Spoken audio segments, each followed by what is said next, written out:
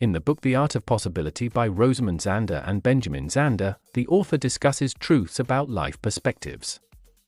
Here are a few insights in the book. 1. Every aspect of life is a creation. By adopting a fresh perspective, your challenges can diminish. A powerful method to achieve this is by concentrating on the opportunities present in every situation, instead of defaulting to comparing your life with others and evaluating it against theirs.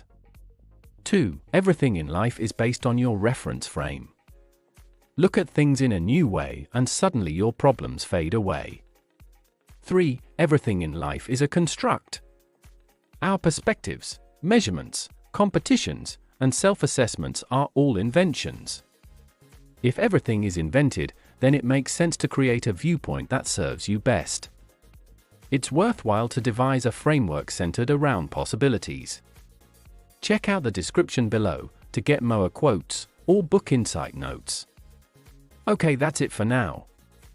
Like and subscribe on our channel. Have a nice day.